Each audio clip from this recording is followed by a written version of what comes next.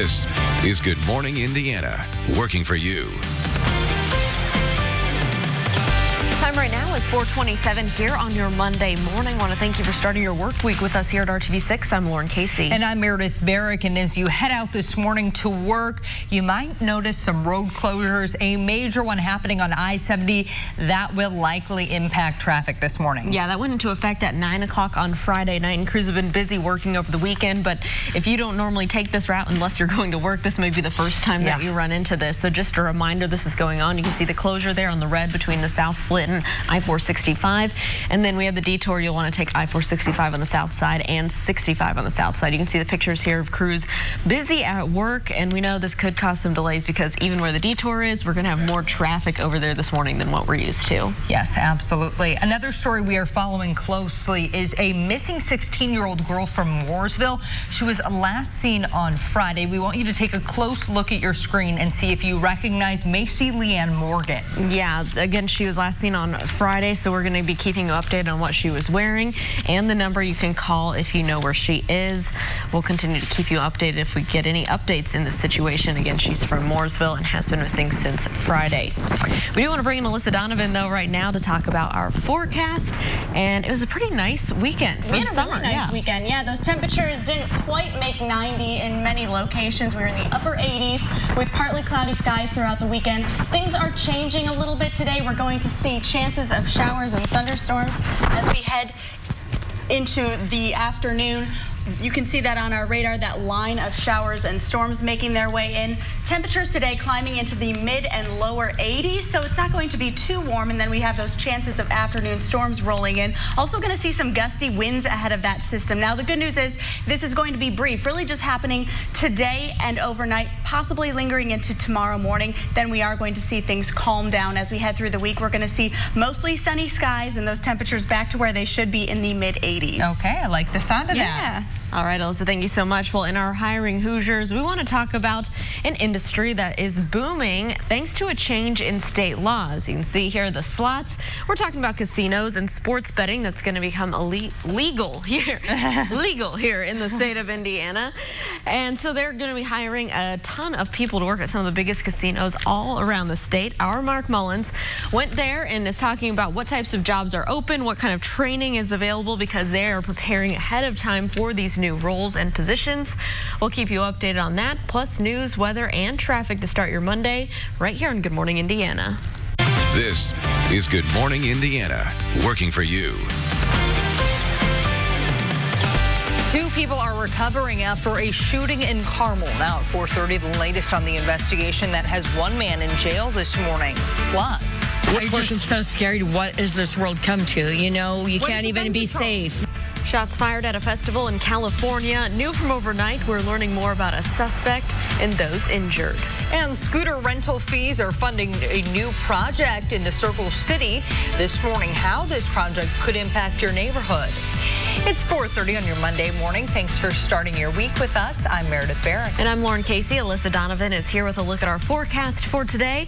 And it's Monday. We're hoping for another great week of weather. Yes, and we are actually going to see quite a nice week of weather. Today is really the only day that has our little hiccup in the forecast. That's okay. That's the only one. And temperatures today starting a little warm and a little muggy outside. Temperatures right in the 70s this morning. 72 in Indianapolis, 75 in Muncie. We had high pressure in control this weekend. That kept us warm and mostly dry. And then we are going to see those things change as we head through the day today. That's because we have this system that's going to start making its way through Indiana as we head into the afternoon hours. Really should see that into some of those northwest counties right around the noon hour. So we're starting with partly cloudy skies this morning, a little bit muggy outside with those temperatures in the 70s. And then we'll see those temperatures climbing into the mid 80s this afternoon.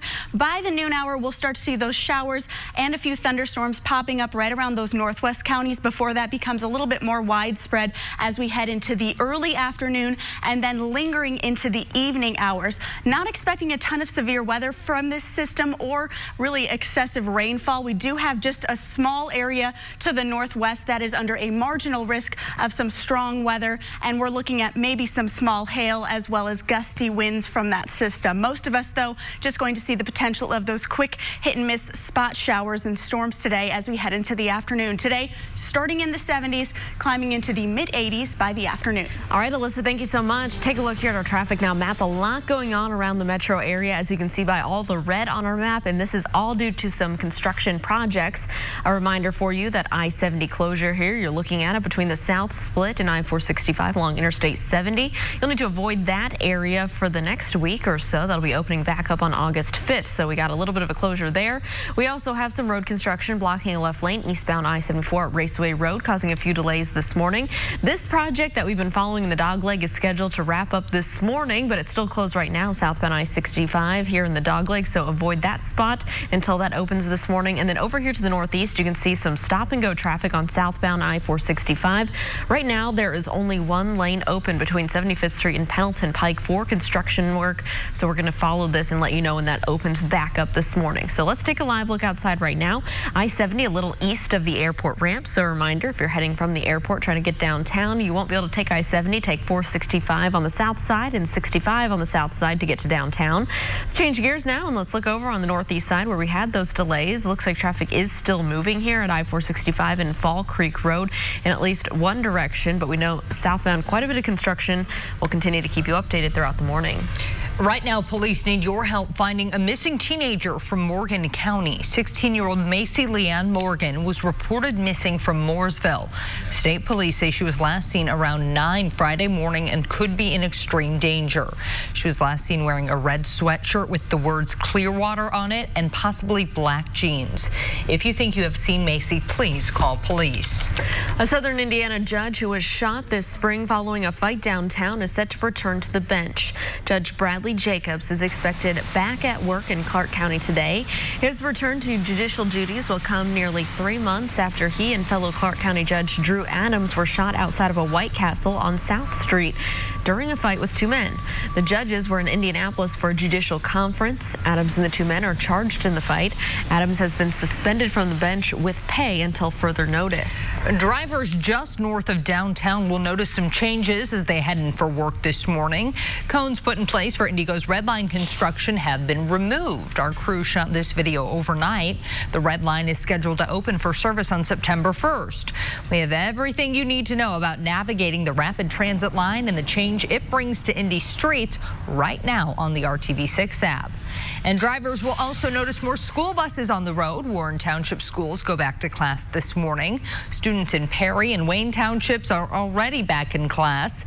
School buses from nearly 24 districts across central Indiana will hit the road later this week. It is 4:34. One person is in custody after an early Sunday morning shooting in Carmel.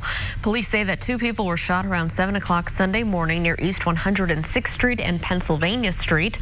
Police say that a 36-year-old man who was shot in the chest was taken to the hospital, treated, and released. A second victim, 39-year-old woman, was found shot in the leg. With help from IMPD, police arrested a 45-year-old man from Indianapolis. He's now facing several felony charges, including attempted murder and burglary with a deadly weapon. An Indianapolis woman is among those fighting for their life following a serious crash in Vermilion County. The crash happened Saturday afternoon on I-74 near the Illinois state line. Authorities say they were cleaning up a vehicle fire when they were called about several vehicles colliding about a half a mile away. Police say a semi-driver didn't brake for slowing traffic, causing a chain reaction crash. The woman and 3 other people in a separate vehicle were flown to Carle Hospital in Champaign for life-threatening injuries. That crash remains under investigation. Indianapolis Animal Care Services is asking for your help this morning after a senseless act of vandalism. Someone smashed a window and caused other damage to a Jeep that's used to educate the public about the importance of keeping pets safe in the heat. IACS recently started using the Jeep with a stuffed animal mascot as a fun way to connect with the community. Well, now the fun is over. We had it in multiple parks before. We put it in Brookside, and it was going really well, and we were moving Maxwell and the Jeep around, and it was really fun. It was a fun opportunity for the department to get out into the community and really spread that word, and now we can't do that anymore.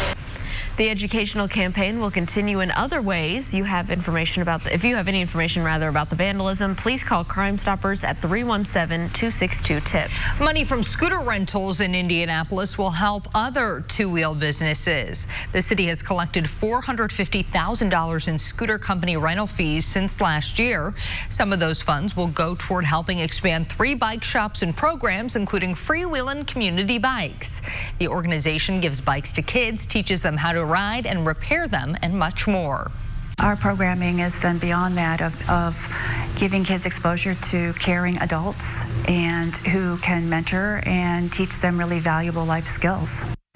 As we told you, the scooter money will also be used to pay for NeighborWays, which use residential streets to help connect cyclists and scooter riders to other bike paths and lanes. Well, former Indiana Senator and Director of National Intelligence Dan Coats is leaving his job next month. Now, this announcement came from President Trump on Twitter. This brings an end to the sometimes tense 2 years for Coats and the president. Coats frequently appeared out of step with President Trump and once told prosecutors how he was urged by the president to publicly deny any link between Russia and the Trump campaign. President Trump plans to nominate Texas Congressman John Ratcliffe to replace Coats. More than 500,000 manufacturing jobs are vacant this morning. Straight ahead, how White House officials plan on filling those open positions. Plus, as soon as the gunfire started, everybody scattered and people were yelling for their kids. Gunfire erupting at a festival in California, killing 3 people. The latest on the search for suspects just after the break. Alyssa. We have a mild start to our work week in terms of temperatures, but we do have some showers and storms moving in this afternoon. Much nicer weather the rest of the week. I'll have the details coming up. Sponsored by Citizens Energy Group. Welcome back to Good Morning Indiana. The time right now is 4:41. Here's a live look at part of that detour route you can take if you normally take I-70 to work. This is I-465 and Man Road on the southwest side of town. Traffic here is moving smoothly in both directions. We'll keep you updated on any delays. This afternoon, President Trump will sign the 9/11 Victim Compensation Fund bill into a law during a ceremony in the state dining room. More than 200 individuals impacted by the terrorist attacks on September 11, 2001, including first responders, survivors, and family members of the victims, will attend. Congress voted overwhelmingly to approve the legislation that permanently replenishes the fund. The man charged in the murder of Mackenzie Look is set to appear in a Salt Lake City courtroom today. Charges against Ayoola Ajayi include aggravated murder, kidnapping, desecration of a body, and obstruction of justice. Ajayi was the last person to see the 23-year-old University of Utah student at a park in North Salt Lake before she disappeared. Developing from overnight, at least 4 people are dead following a shooting at a food festival in Northern California. As ABC's Megan Tavrizian reports, that shooting left more than a dozen other people hurt. A fun weekend festival turning deadly Sunday. Some random dude just started shooting. Like, he just pulled out a gun and we were just eating right there. It just started popping off like fireworks. It sounded like firecrackers. That's what I thought it was. I had no idea until he grabbed me and he started pulling me and telling me that's gunfire. We need to get out of here. Go, run. Authorities saying at least 4 people are dead, including the suspect. Many more were injured. He just shoot once and then he stopped and then he just started shooting repeatedly. The shooting happened around 6 p.m. West Coast time. A man opening fire while the band Vital Sound played on stage. One member telling our San Francisco station KGO he heard a pop and saw a shooter with what appeared to be an assault rifle. He was just firing into the biggest bunch of people he could find. I was just going, holy crap.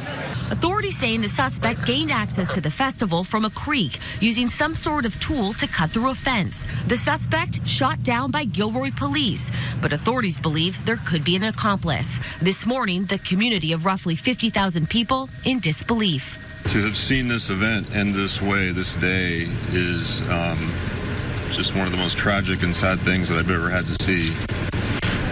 It's just a horrible thing to experience. Law enforcement tells ABC News they have identified the suspect and are now looking to see if he has any connections to the festival. Authorities say there were metal detectors and added security at the festival. Megan Tavrizian, ABC News, New York. Now to some heartbreaking news out of Montana. Authorities say a toddler missing after his parents were found dead in an apparent murder-suicide has also been found dead. Police say the remains, believed to be of those of 2-year-old Aiden Castile Salcido, were found in a remote area. It was not far from where his parents were found dead earlier last week. Witness tips led police there. An autopsy will determine his cause of death. At 444, residents in Las Vegas are hoping that's what is happening in Las Vegas right now will not stay in Vegas. Sin City is apparently dealing with the so-called Great Grasshopper invasion of 2019. Look at that. The video shows thousands of the insects descending on the Las Vegas Strip. The pallid-winged grasshoppers have invaded the Las Vegas Valley over the past week. They are apparently there because of a wet spring season in southern Nevada. Experts say the grasshoppers are not dangerous. Unfortunately for the residents, the grasshoppers could be around for a few more weeks. That just looks gross. All right, thankfully it's not happening back here in central Indiana, but we do have some nice weather this week. Alyssa? We do. We just have to get through today. Today is the one hiccup in the forecast in terms of weather. We have showers and thunderstorms moving in as we head into the afternoon and evening hours, possibly lingering into the early morning hours of your Tuesday. But for the most part, it's going to be today and into the overnight hours. We have a small area under a severe risk with this system moving through, just a marginal risk with that, and that is extreme northwest counties today. Behind that, though, dry and mild the rest of the week. We are going to see high pressure in control as we head into Tuesday, stretching into Friday, Saturday, and Sunday as well. Right now, mild start, 72 degrees in Indianapolis, 72 in Kokomo, and 73 in Bloomington. Lots of areas seeing clear skies. We're seeing partly cloudy skies here in Indy, and we are seeing those light winds out of the south, about 5 to 10 miles per hour. As we head through the day and that system moves through, we are going to see those winds pick up a little bit. We're going to see breezy conditions out of the southwest, up to 15 miles per hour with those gusts close to 30 miles per hour at times. So you can see on our satellite and radar, mostly quiet to start out today. We do have a little bit of that cloud coverage just making its way in ahead of that system. So we've had high pressure in control, and that's getting moved out by this low pressure that's bringing that line of showers and storms into Illinois right now. That's going to make it into the Indiana area as we head into the later afternoon hours, looking like right around 11:30 to the noon hour is when we're going to start to see that move into those northwest counties. That's the area that's going to be impacted the most by this system, and that is the area that is under that severe threat today. The rest of us just going to start seeing those showers and storms pop up as that line moves through right between 2 and 5 this afternoon. That's when we're going to start seeing those showers and storms. Not expecting a lot from this, just the potential of some heavy downpours at times, possibly some small hail within those thunderstorms. But besides that, it's going to be a pretty mild system moving through. And then we are going to see those continue overnight and into the early morning. We could continue to see some showers pop up just in time for your Tuesday morning commute, but that will just be some light showers, if even that. So most of the activity is happening today. Temperatures climbing into the mid-80s this afternoon, so we're a little bit below average yet for this time of year. As we head through the day, those wind gusts going to peak right around the noon hour as that system's really moving in. That's when we're going to see those gusts up to 30 miles per hour in some areas. Now, most of the stronger storms possible are going to be right around Lafayette and into northwest Indiana. Again, the main threats with that are going to be those gusty, strong winds as well as some small hail. Today, starting in the 70s this morning, a little bit muggy to start, and then we'll start to see that potential for some showers and storms kicking in right around the noon hour, mainly for those northwest counties, and then that will reach central Indiana by about 2 to 4 p.m., lingering into the early evening and overnight, possibly seeing a few spot showers for your Tuesday morning as well. Now, the good news with Tuesday is it's going to move out quickly, and then we are going to see those clouds clear out, and we'll see sunny skies for your Tuesday afternoon. Temperatures this week going to be a little bit mild to start in the low 80s. We're at 81 on Wednesday, and then we start to climb as we head towards the weekend. Those temperatures are back into the mid and upper 80s. All right, Alyssa, thank you so much. Here's a live look at traffic right now. This is our INDOT traffic camera at I-465 and East 56th Street on the northeast side of town. Traffic here looks to be moving along pretty well this morning. We do have construction on the northeast side. We're going to show you that in just a minute. So let's take a look at all the construction going on around the metro area. There's a lot for you this morning. Again, we're going to keep reminding you because it's the first work day of this. I-70 closed here on the southwest and west side of town. Eastbound and westbound lanes between I-465 and the South Split use I-465 I-465 and I-65 as your detours.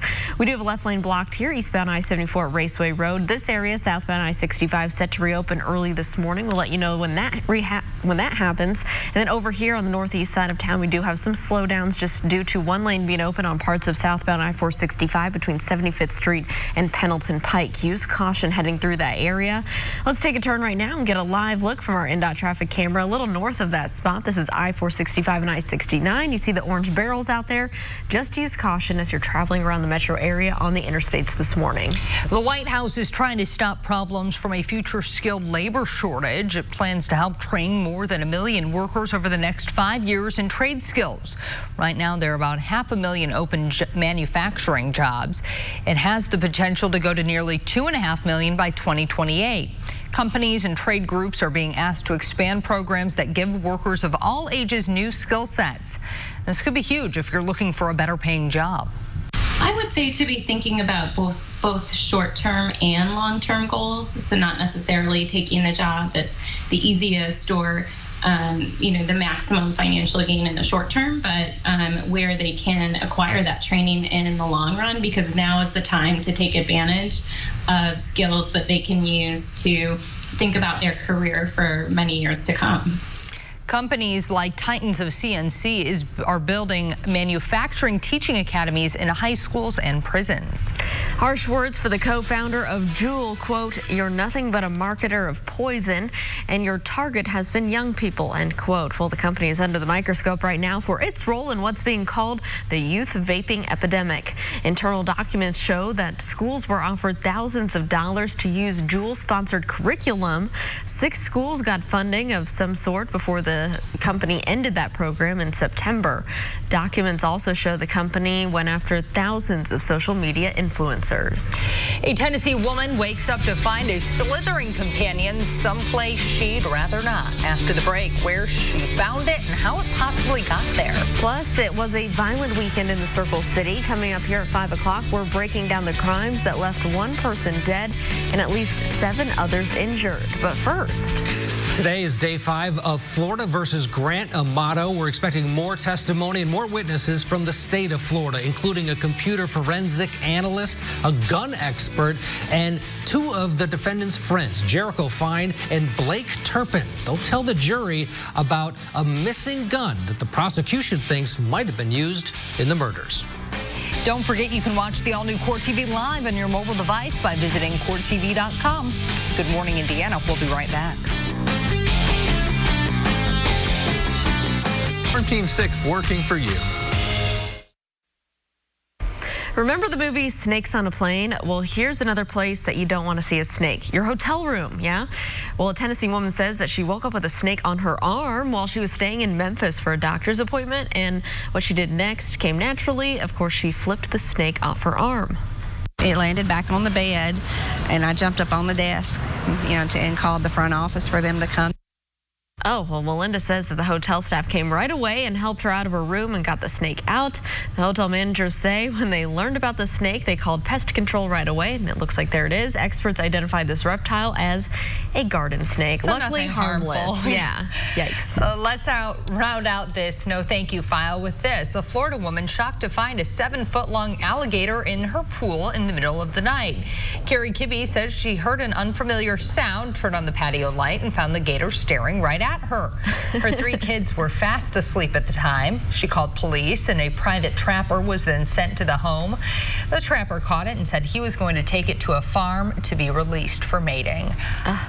It looked like a pool float almost. It kind of did. I just don't get. I mean, you live in Florida. You kind of expect it's not that. like Chance the Snapper. Right. Exactly. In Chicago. Yeah, I mean, Right. that'd be like one of Chicago, us calling the police on a raccoon or something. Yeah. You're in Florida. But, yeah. Maybe she's a new Florida resident. Yeah. We'll give you that. Get used to it. Yeah. All right, Alyssa, how's the weather looking today? So we're actually in good shape for most of the week. Today is the only day that we are going to see the potential for some unsettled weather. We have showers and thunderstorms moving in as we head into the afternoon and early evening. Only a marginal risk of some severe weather, mostly for northwest counties. The rest of us just going to see those potential for showers and thunderstorms throughout the afternoon and evening. 84 degrees for the high.